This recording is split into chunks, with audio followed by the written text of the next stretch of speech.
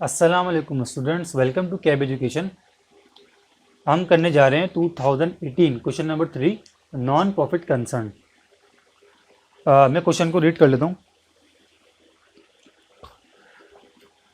Following are the receipts and payments of Asim welfare society.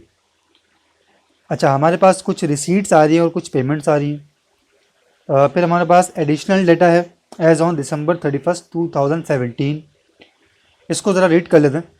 Accrued subscription ₹10,000, rent unearned ₹5,000, stationery used ₹4,000, unpaid salaries ₹6,000, and expired insurance ₹1,000.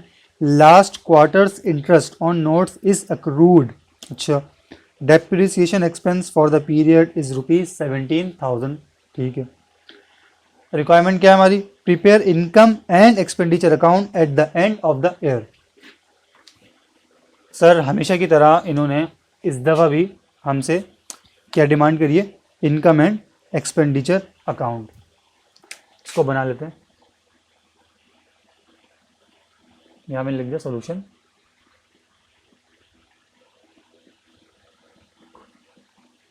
Income and expenditure account.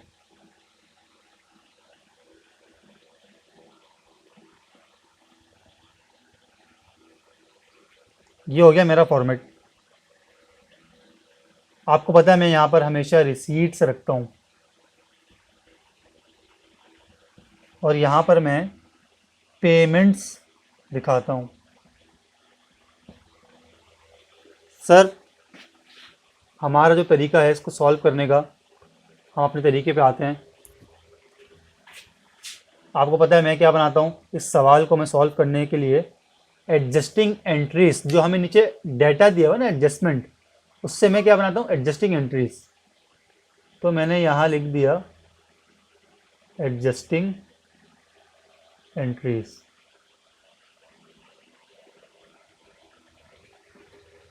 सबसे पहले adjusting entries क्या है मेरे पास? पहली entry आ रही है accrued subscription.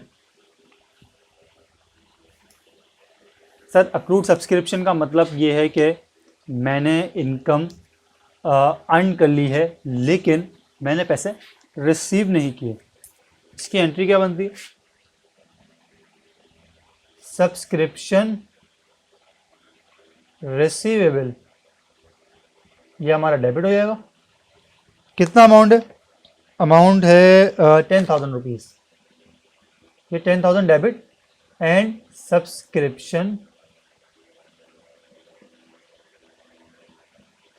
Income credit ₹10,000। चले भाई, गुड हो गया। इसकी नरेशन आप बना लीजिएगा। ये एंट्री 1 हो गई। एंट्री 2 पे आते हैं। अगेन, अक्रूड का मतलब मैंने अर्न कर लिया, रिसीव नहीं किया। अक्रूड मेरे दो तरह के होते हैं, एक मेरा एक्सपेंस अक्रूड होता है, एक मेरा इनकम का अक्रूड होता है। सर, क्या फ़र्क है दोनों में? सर, एक्सपेंस का जो अक्रूड होता है उसका मतलब ये है कि आपके ऊपर एक्सपेंस हो गया, यानी कि इनकर हो गया, लेकिन आपने पे नहीं किया। तो जो हमारी अकाउंटिंग बॉडी है, जो हमारे अकाउंटिंग के रूल्स हैं, वो ये कहते हैं कि एक्सपेंस जब आपका हो जाए तो आप उसको बुक कर लें। सर, बुक कैसे करेंगे? आप उसको डेबिट में दिखाएं, यानी कि आप अपना एक्सपेंस बढ़ा हुआ दिखाएं। इससे क्या होगा? इससे हमारा जो अकाउंटिंग है वो ट्रू एंड फेयर, जो फेयर पोजीशन है ना, वो हम शो कर सकेंगे। इसके अलावा इनकम में ये होता है कि जब तक आपको रिसीव ना हो आप उसको रिकॉर्ड ना करें। रिसीव से मुराद क्या? मतलब जब तक आप इनकम अर्न ना कर लो। ठीक है। इसका मतलब ये हुआ कि जब मैंने एडवांस में पैसे ले लिए होंगे इनकम के, तो मैं उसको अनअर्न रिकॉर्ड करता हूँ, लेकिन जब मैंने उसको अर्न कर लिया और मुझे पैसे नहीं मिले, तब मैं सब्सक्रिप्शन रिसीवेबल डेबिट और इनकम रिकॉर्ड करता हूँ, सब्सक्रिप्शन इनकम। आई होप आपको क्लियर है ये पॉइंट। रेंट अनअर्न, अभी मैंने आपको बताया रेंट अनअर्न कि मैंने अर्न नहीं किया है, सही है, तो मैं क्या बनाऊंगा? रेंट इनकम डेबिट,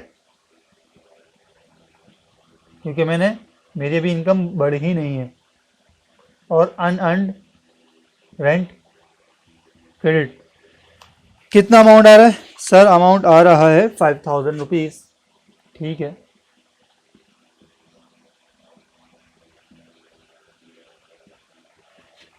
मैंने अभी अर्न नहीं किया है, इनकम मेरी अर्न नहीं हुई है। ठीक है, तो मैं, मेरे पास लाइबिलिटी बुक होती है, अनअर्न्ड रेंट क्या होता है, ये लाइबिलिटी होती है, मैं लाइबिलिटी क्रिएट करता हूँ, क्योंकि मैंने क्या ले लिया होता है, कैश ले लिया होता है एडवांस में, और अभी सर्विसेज नहीं दी होती है। स्टेशनरी यूज थर्ड, स्टेशनरी या ऑफिस सप्लाईज एक्सपेंस भी लिख सकते हैं हम। यहाँ पर मैं स्टेशनरी एक्सपेंस लिखता हूँ क्योंकि स्टेशनरी का वर्ड उसने यूज़ किया है। और स्टेशनरी एक्सपेंस डेबिट और स्टेशनरी क्रेडिट,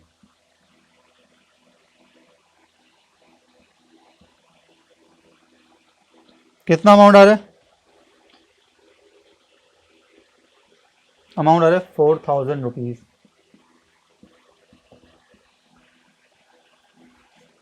फोर्थ में आता है अगेन स्टेशनरी यूज्ड, यानी कि जो मेरे पास स्टेशनरी रखी हुई थी वो मैंने पहले यूज़ नहीं करी हुई थी, मेरा वो एसेट था, मेरी ऑफिस सप्लाइज थी, जब मैंने उसको यूज कर लिया तो वो मेरा क्या हो गया, वो मेरा एक्सपेंस बन गया। तो मेरा एक्सपेंस डेबिट, और जो मैंने जब खरीदा था मैंने एसेट रिकॉर्ड किया था, तो मैंने उसको एसेट को कम कर दिया, मैंने क्रेडिट कर दिया। नंबर 4, अनएक्सपायर्ड, नहीं सॉरी, अनपेड सैलरीज। सैलरीज पे नहीं किए हैं अभी। मैंने आपको अभी बताया कि जब हमारे पास एक्सपेंस इनकर हो जाए और हम उसको पे ना करें तो उसको कहते हैं हम अक्रूड एक्सपेंस या unpaid expense. Salaries expense debit और सैलरीज पेएबल क्रेडिट। कितना अमाउंट है? अमाउंट आ रहा है 6000 रुपये, 6000 डेबिट और 6000 क्रेडिट। ठीक है भाई, फिफ्थ आ जाते हैं। अनएक्सपायर्ड इंश्योरेंस, यानी कि अभी मेरा जो एडवांस में मैंने पैसे दिए थे इंश्योरेंस के, वो अभी एक्सपायर नहीं हुए हैं, अभी भी वो अनएक्सपायर्ड हैं। तो एंट्री क्या बननी चाहिए मेरी? अनएक्सपायर्ड या प्रीपेड इंश्योरेंस। आप अनएक्सपायर्ड की जगह प्रीपेड भी लिख सकते हैं, और इंश्योरेंस एक्सपेंस क्रेडिट। अच्छा, अमाउंट कितना? अमाउंट है 1000 rupees, 1000 debit and 1000 credit. 6, last quarter interest on note is approved. Sir ये बहुत इंटरेस्टिंग है, इसको ज़रा गौर से समझेंगे। Last quarter's interest on notes is accrued. अच्छा, नोट्स क्या है ज़रा ऊपर जाके देखते हैं। ऊपर आ रहे को 10% लॉन्ग टर्म नोट्स पेबल। हमारे पास कोई लाइबिलिटी है, ठीक है, लॉन्ग टर्म लाइबिलिटी है, और उसकी अमाउंट है 10 लाख रुपए, 1 लाख रुपए, और उसका इंटरेस्ट पे किया जाता है क्वार्टरली बेसिस पे। क्वार्टरली क्या होता है? क्वार्टरली का मतलब हर 3 महीने। सर साल में कितने क्वार्टर होते हैं? 4। एक क्वार्टर कितने महीने का होता है? 3 महीने का। तो वही कह रहा है कि हर 3 महीने में जो है वो इसकी इंटरेस्ट की पेमेंट होती है। सर कितनी होती होगी? 10%। 1 लाख आपका अमाउंट है। आए थोड़ा सा देख लेते हैं इसको, इसकी वर्किंग में ज़रा इधर कर रहा हूँ। सर मेरी जो लाइबिलिटी है, मैं यहाँ लिख देता हूँ नोट्स, ठीक है। 1 लाख रुपए की लाइबिलिटी है, मल्टीप्लाई बाय 10 अपॉन 100, कितना आ गया? 10,000 रुपये। सर ये 1 ईयर है, ये 1 साल का है, ठीक है, ये 1 ईयर है, 1 साल का है। इसको कन्वर्ट करेंगे डिवाइड बाय 12 मल्टीप्लाई बाय 3, तो मेरे पास 2500 रुपये जो है वो ईच, 1 क्वार्टर है ये, 1 क्वार्टर लिख दूँ, ठीक है, 1 क्वार्टर। इसका मतलब 1 क्वार्टर अगर 3 महीने का है तो 4 क्वार्टर कितने के हो गए? 12 महीने के हो गए। और ये अमाउंट को जब मैं 4 से मल्टीप्लाई करूंगा तो मेरे पास 10,000 रुपये है। समझने वाली बात यह है कि वो कह रहा है कि एक इंटरेस्ट जो है वो अभी अक्रूड है, यानी कि पे नहीं हुआ है। ठीक है सर, रिकॉर्ड कर लेते हैं, नहीं पे हुआ, पे नहीं कर रहे लेकिन रिकॉर्ड तो करेंगे ना। अक्रूड का मतलब ही एक्सपेंस के अक्रूड का मतलब है आपने पे नहीं किया, तो आप इससे भाग नहीं सकते, आपको पे करना है। हाँ, आप बाद में पे करें, लेकिन आप इसी साल अपना एक्सपेंस लाजमी दिखाएं, ताकि हमें ये पता चल सके कि हमने इस साल ये मामलात थे हमारे, और ये हमारे खर्चे थे, और ये इंटरेस्ट इसी साल गए जो हमने पे नहीं किया। इंटरेस्ट एक्सपेंस डेबिट और इंटरेस्ट पेएबल क्रेडिट। आ जाए 7, डेप्रिसिएशन। आसान, डेप्रिसिएशन डीईपी एक्सपेंस, शॉर्ट में लिख रहा हूँ डेबिट, और अलाउंस फॉर डीईपी 17,000 रुपये और 17,000 रुपये। चलें सर, ये हो गया, ये हमारी 7 एंट्रीज कंप्लीट हो गई। सर मैंने एंट्रीज क्यों बनाई हैं? ताकि हम क्वेश्चन को समझ सकें और एग्ज़ाम में हम इजीली इसको परफॉर्म कर सकें। सर क्या एग्ज़ाम में बनानी है? किसने कहा आपको बनाने को? एग्जामिनर तो मांगा नहीं है। सर आप क्यों बना रहे हैं? मैंने आपको सिखाने के लिए बनाई है। आप एग्ज़ाम में ये रफ में बना सकते हैं। देखें, क्वेश्चन को गलत होने से अच्छा है कि उस क्वेश्चन को हम थोड़ा सा रफ वर्किंग करके एग्जैक्ट करें, उसको सही परफॉर्म करें, हमारा जो है मिस्टेक का चांस जो है वो बिल्कुल रिड्यूस हो जाए। तो सर ये आप बना सकते हैं रफ में, लेकिन एग्जामिनर ये नहीं मांगता। इससे क्या होता है, बहुत ज़्यादा आपके एरर होने के चांसेस कम हो जाते हैं। अब बनाते हैं हम इनकम एंड एक्सपेंडिचर। सबसे पहले हम आते हैं अपने पास रिसीट्स के अंदर। रिसीट्स मतलब ऊपर आ रहे रिसीट्स 1,40,000, सब्सक्रिप्शन 1,40,000, तो मैंने यहाँ लिख दिया सब्सक्रिप्शन। अच्छा, 1,40,000।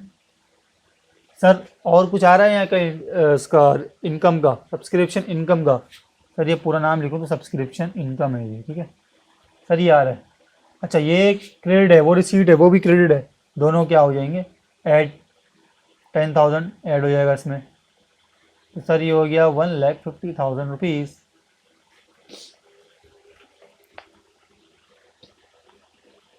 रेंट रेवेन्यू, एक मेरी और इनकम आ रही है, रेंट रेवेन्यू। कौन सा रेवेन्यू है ये? इसको पूरा सही से लिख लेते हैं, रेंट है ये, रेंट रेवेन्यू। सर कितना है? ऊपर जो हमारे पास क्वेश्चन में गिवन है वो 20,000 है गिवन। सर क्या पूरा ले जाएं? क्यों ले जाएं पूरा? सर ये डेबिट हो रही है, रेंट रेवेन्यू या रेंट इनकम लिख लूँ, इसको आप देख लेगा, ये एक ही चीज़ है, ठीक है। इसको मतलब आप कंफ्यूज नहीं होगा, सर वहाँ तो रेंट रेवेन्यू लिखा हुआ था, यहाँ तो रेंट इनकम है। नॉर्मली जो एडजस्टिंग एंट्रीज होती है उनमें ये नाम यूज होता है, यहाँ रेंट रेवेन्यू लिखा, एक ही चीज़ है। इसमें से माइनस हो जाएंगे 5। सर क्यों माइनस किया? ये डेबिट है, इनकम जब डेबिट होती है तो उसका मतलब वो माइनस हो रही है, यानी कि वो कम हो रही है। 15,000 मेरे पास बचता है।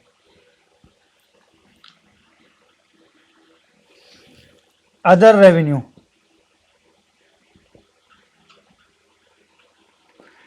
सर कोई अदर रेवेन्यू की एंट्री वगैरह आ रही है? नहीं सर, कुछ भी नहीं है, तो 10,000 रुपये हम ऐसे ही ले जाएंगे। और कोई इनकम है मेरे पास? ये तो पेबल लाइबिलिटी है, ये कॉन्ट्रा एसेट है, ये एक्सपेंस है, ये कोई भी मेरे ख्याल से लाइबिलिटी और नहीं आ रही, सॉरी इनकम कोई नहीं आ रही। आ जाए एक्सपेंसेस पे। एक्सपेंसेस में अगर आऊँ तो सबसे पहले सैलरीज आ रहा है, ठीक है सर। सैलरीज कितनी है? सैलरीज मेरे पास 50,000 तो एंट्री में आ रही और क्वेश्चन में आ रही है। उसके बाद मैंने देखा तो यहाँ पर डेबिट में आ रहा है एक्सपेंस, ये भी एक्सपेंस बढ़ा हुआ है, ये भी डेबिट में आ रहा है, दोनों बड़े हैं। कितना है? 6,000 रुपये। ये हो गया 56,000 रुपीज़ मेरा सैलरीज का खर्चा। स्टेशनरी,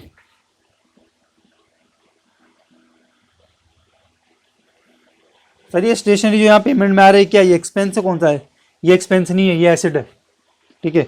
ये हमने जो है ना खर्चा किया था, ऑफिस सप्लाईज खरीदी थी, ये वो एसेट है, लेकिन ये यूज्ड हो गई, ये एक्सपायर्ड हो गई, तो ये मेरे पास आ रहा है। मैं यहाँ लिखूँगा स्टेशनरी एक्सपेंस, और मैं कितने अमाउंट लिख लूँगा? 4,000 रुपये। मैंने ये वहाँ से उठाया। इक्विपमेंट परचेज एसेट है सर, ये नहीं लेंगे, हमें सिर्फ एक्सपेंसेस चाहिए। इंश्योरेंस, इंश्योरेंस मेरा एक्सपेंस है, कितना है 3000 रुपये तो पड़ा हुआ है, और ये पड़ा हुआ है कितना, मैंने इसका अमाउंट नहीं लिखा था इंश्योरेंस का, 1000 रुपये था, नहीं इसका नहीं, ये रहा 1000 रुपये सर, इसका अमाउंट नहीं लिखा मैंने, अभी लिख लेते हैं। प्लस 1000 रुपीज़, ये हो गया 4000 रुपीज़। इसका अमाउंट मैंने आपको बता दिया था कि 2500 रुपये जो है वो कह रहे हैं अभी इज़ अक्रूड, अभी पे होने हैं, तो हमने 2500 रुपये आपको मैंने वर्किंग बता दी मैंने कैसे निकाले। सर रिपेयर आ रहा है, रिपेयर ले लेते हैं, रिपेयर एक्सपेंस कितना अमाउंट है 14,000 रुपीज़। यूटिलिटीज़, बिजली के, पानी के, गैस के खर्चे 10,000 रुपये। Interest expense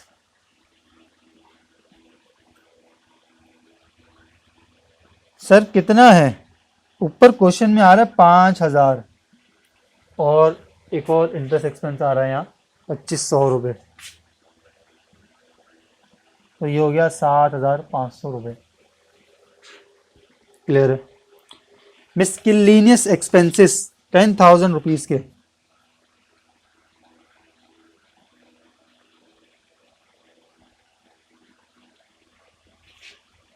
₹10,000।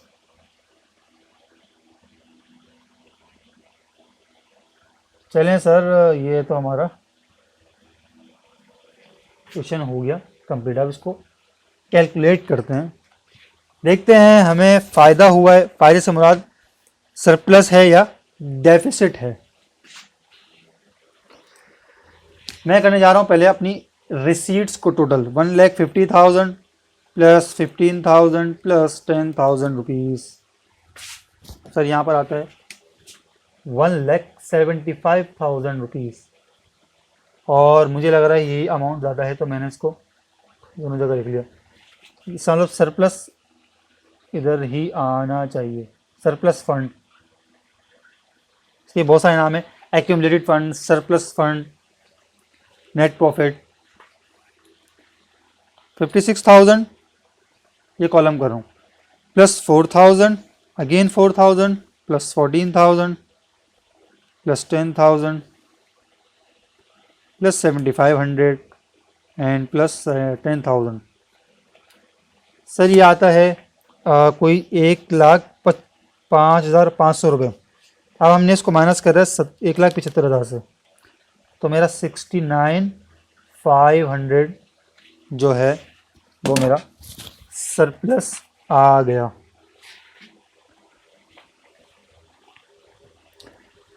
अच्छा, एक्सपेंसेस हमने इंश्योरेंस का मेरा कितना खर्चा था, चेक कर लेते हैं चीज़ें सारी।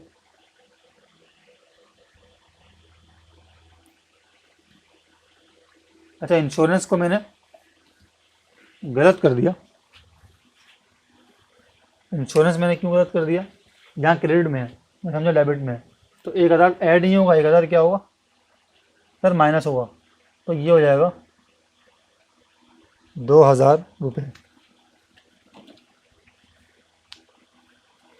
ठीक है सर, इसको सही कर लेते हैं। इसके अलावा मेरे पास 14, 10 सही है, कोई चीज़ रह तो नहीं गई है। चलें सर चेक कर लेते हैं, कोई एक्सपेंस रह तो नहीं गया है। सर ये रहता है डेप्रिसिएशन, इसको भी लिख लेते हैं। अभी हमारे पास सरप्लस फंड नहीं आया, इसको दोबारा निकालते हैं। मैं यहाँ लिख लेता हूँ अपने पास डेप्रिसिएशन एक्सपेंस, ये एक्सपेंस हमने छोड़ दिया था, 17,000 ये हो गया और 2,000 ये हो गया। अब अगेन टोटल करते हैं इसको, 56,000 plus 4,000 plus 2,000 plus 14,000 plus 10,000 plus 7,500 plus 10,000 and plus 17,000 rupees. Sir ये आ रहा है 1,20,500। इसमें से माइनस करूँगा कितना, 1,75,000 रुपये। तो सर मेरे पास 54,500 ये मेरा सर प्लस फंड है। मैं अगेन चेक कर लेता हूँ कोई चीज़ रह तो नहीं गई है। एक्सपेंस हो गया, ये एक्सपेंस हो गया, ये भी हो गया। ठीक है सर, आई होप ये क्वेश्चन आपको क्लियर हुआ है। मैंने जो एंट्रीज बनाता हूँ ना, इससे बहुत ज़्यादा हेल्प हो जाती है। तो मेरी आपसे ये एक एडवाइस होगी कि आपने भी इसको इसी तरह से करना है। एक स्टेप हमारा बढ़ जाता है, लेकिन आपका क्वेश्चन कंफर्म हो जाता है कि आपका क्वेश्चन गलत नहीं हुआ, क्योंकि ऐसे डायरेक्टली करना, चीज़ों को मिलाना थोड़ा सा मुश्किल काम है। आई होप आपको क्लियर है क्वेश्चन। ठीक है सर, इसको करते हैं एंड और चलते हैं नेक्स्ट वीडियो की तरफ। Thank you.